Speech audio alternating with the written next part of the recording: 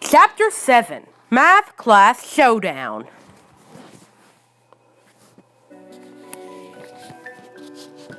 I took the nearest seat in the math classroom. Then I noticed a blonde German shepherd shared this class with me. I whimpered in disappointment as he took a seat in front of me. He turned around and smiled at me, obviously trying to suck up to me. "Hey, Brian!" I growled at him. "I'm not your friend.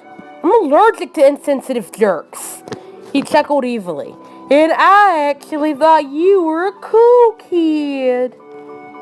"Leave us alone, Buster," I lashed out. Buster giggled. "Hold a second, I gotta get my pencil." He ducked under his desk and bit my tail. It hurt me so much, I winced in pain. He had the sharpest teeth I've ever felt. "Ha ha!" Buster flicked me on the head. "I tricked you, loser! I just bit your tail.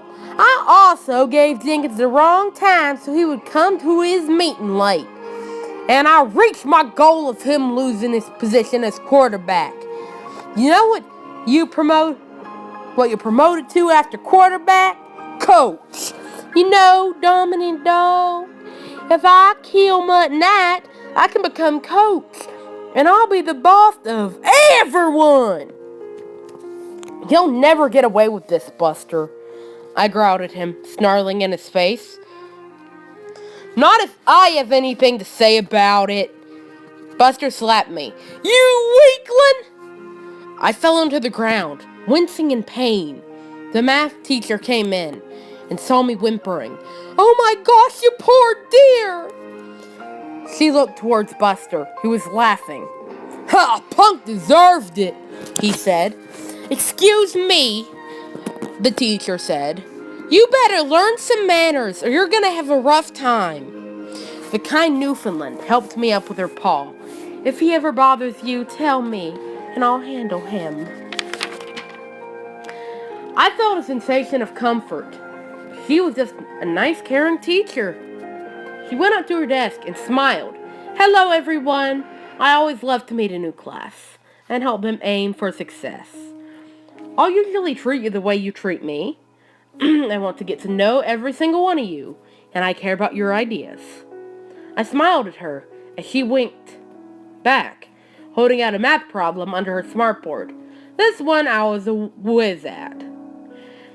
"What is a pig plus grease?" she asked me. "You seem like a smart young man. Now could you please answer my question?"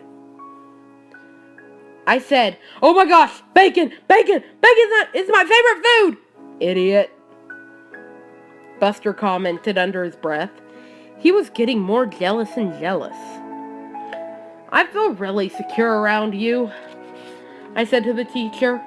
"You've been really kind to me." "Why, thank you," she said. "My name is Miss Beverly, and my goal is to make you feel safe." "You're doing swell," I said as I hugged her. "Thanks for handling Buster. I really couldn't handle that right now. He is so immature."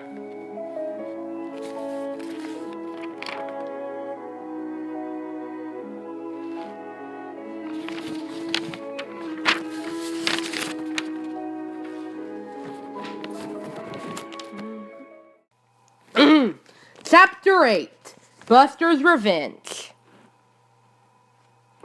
It was game time. I sat with my team as Mutt looked at me. "Remember, this is your last game as quarterback." I rolled my eyes.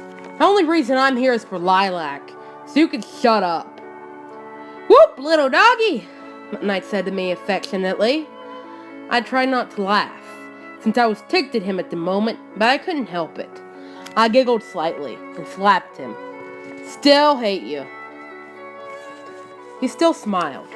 "Well, I sure don't hate you." Buster came in the room. "I'm here, sir." "Good," Mutt said. "You're always a delight." "It's a delight to know you," Buster said, charming Mutt. "Now everyone, try your hardest out there," Mutt urged.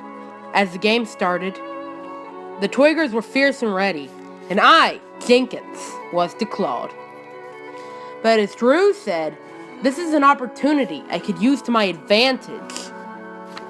The game started as I ran into the field. I ran for the ball like I usually do, until I saw Buster. He was bolting towards Mutt Knight as he was turned around. He had jumped on Mutt Knight, holding him down merciless. I ran out into the middle of the field, trying to give myself a head start. I was suddenly tackled by a group of scratching toigers. I tried to kick them off, but they always had backups. Mutt Knight broke free from Buster, whom he used to trust, to save me. He then jumped into the field of toigers, getting scratched. He yelled back to me as I was about to jump in. "Jenkins, I was wrong to ever misjudge you. You're the most trustworthy dog I know." "Mutt Knight!" I yelled, watching them devour his body more, standing frozen with tears rolling down my eyes. "I love you!" With those 3 words, he was a lifeless corpse, covered in blood and wounds. The field cleared up. I bolted towards him, in all tears, for he would still be living in my heart forever. I raised my head up and started to howl. Something was taking over me. It was my wild instinct. A wolf would howl according to his mood, though most of wolf was bred out of me. I still held my instinct to howl. I just couldn't believe my fatherly figure was gone. He always treated me as I was his son. I looked up to see Buster, smirking. The love in my soul left me. I was once again an angry, merciless soul. "You took everything from me, Buster!" I was in the audience with my 3 best friends. I finally got onto my hind legs. "What are you doing?" Marathoner asked me. I looked down, seeing all of my pack. Lilac was being attacked by Buster now. Buddy was pulling Buster and Jenkins off of everyone. Katie sat, barking and begging for everyone to stop in the audience, mainly yelling slurs at Buster. It was turning into a fight. I turned my head to face Marathoner and Nico. "They are my pack. They need me. They're my friends." "So," Nico said, "we spent years of friendship, only to be backstabbed. Are they your new, replaced pack? None of us mattered." I sighed with a loving feeling. "No, everything about us mattered. Our friendship will matter to me. No matter what. But there's a time I need to stand up and face other dogs, even if it is my worst fear. But just remember, everything about us is real." I expected them to be angry, but instead they were understanding. They wrapped their arms around me and gave me a hug.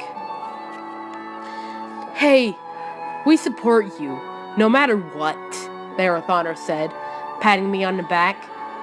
I ran down to the stage and licked Lilac's blood off of her wounds as she winced. She had a possibility of making it.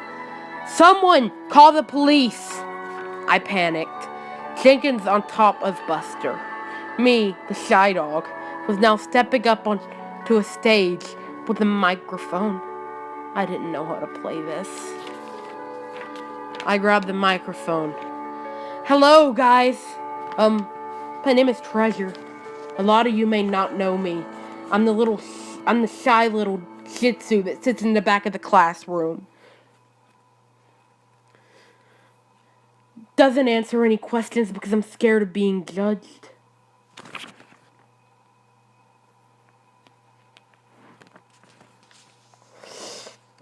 But I'm gonna say something after this. I hope we can totally forget this all happened. Check out these simple ways to trick out your treats and make this year's party. But Knight is in heaven. We all respected and loved him. But do you think he would want us to live in pain and revenge? No. He wants us to live life in love. Well, do what you want. Treasure out. Jenkins let go of Buster and ran over to Lilac and started to cry against her warm, furry body. Please, stay strong. I'll stay strong for you, Lilac said. I'll stay strong for you. The two dogs nuzzled and hugged each other and cried into each other's shoulders. An ambulance had picked Lilac up.